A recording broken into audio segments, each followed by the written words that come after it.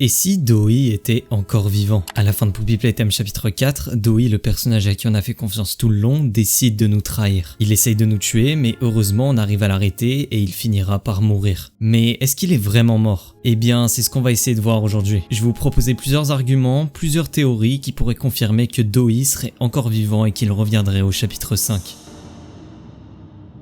Pour commencer, Doi, contrairement aux autres jouets comme Catnap ou Huggy Wuggy, il est fait en pâte à modeler. Grâce à ça, on a pu voir à multiples reprises qu'il est capable de se modeler comme il le souhaite. Il peut nous faire un pont comme une plateforme. Aussi, Doi est capable de passer dans des espaces bien étroits, comme des barrières ou même à travers un trou dans un mur. Il est capable de faire tout ça sans que ça n'impacte ses organes. L'expérience Bigger's Bodies est ce qui a permis de rendre les jouets vivants, grâce aux organes des enfants qui ont été injectés dans les jouets. C'est grâce à ça s'ils sont maintenus en vie, mais du coup, si un organe est touché gravement, un jouet a de fortes chances de mourir. C'est ce qui va d'ailleurs arriver à Mommy Longlegs à la fin du chapitre 2.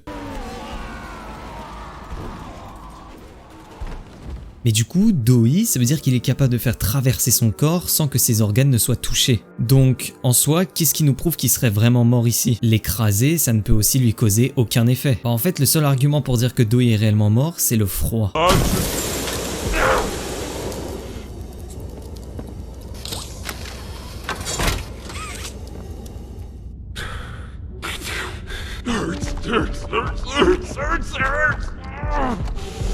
On a vu dans le chapitre que le froid était son point faible, et vu qu'à la fin il était déjà dans un très mauvais état dû à l'épreuve précédente, en le gelant et en l'écrasant, on l'aurait tué pour de bon.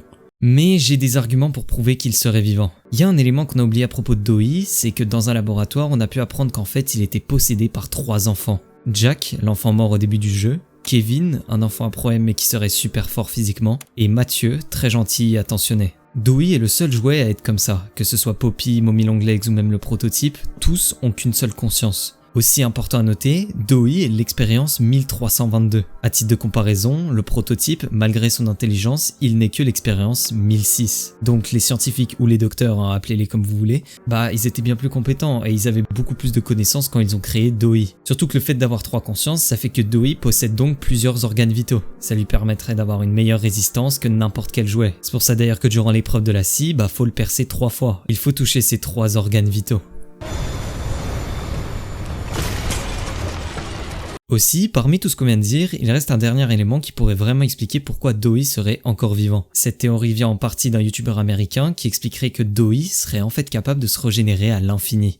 J'ai remarqué que quand on regarde le trailer du gameplay du chapitre 4, on peut voir que Doi perd tout le temps une petite partie de lui. Même dans le jeu, on peut le voir qu'il laisse toujours une petite trace, mais pourtant ça n'a pas l'air de l'impacter plus que ça. Que ce soit au début jusqu'avant qu'il nous trahisse, il garde la même corpulence. Et en fait, c'est comme ça qu'il pourrait se régénérer. Il arrive à recoller chaque partie qu'il perd et donc se remettre à sa forme initiale. Il y a une scène qui pourrait nous confirmer ça, c'est dans le trailer du gameplay du chapitre 4.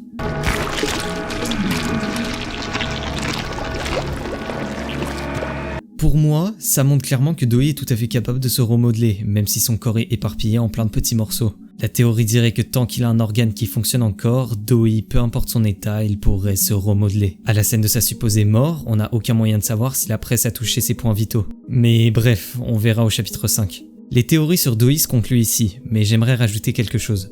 Si donc il avait bel et bien survécu, je pense pas qu'il reviendrait en tant que méchant. Pour moi, ce serait plus logique qu'il revienne pour nous aider. S'il avait voulu nous tuer à la base, c'est parce qu'il n'arrivait pas à contrôler ses différentes personnalités. Alors peut-être qu'en se réveillant, il réalisera que nous ne sommes pas responsables de la mort de ses amis, et qu'avec son aide, on pourra en venir à bout du prototype. Voilà, c'était tout pour moi, je vous ai raconté quelques petites théories sur Doi. N'hésitez pas à balancer dans les commentaires le prochain personnage dont vous voulez que je vous parle, et peut-être qu'on en parlera dans la prochaine vidéo.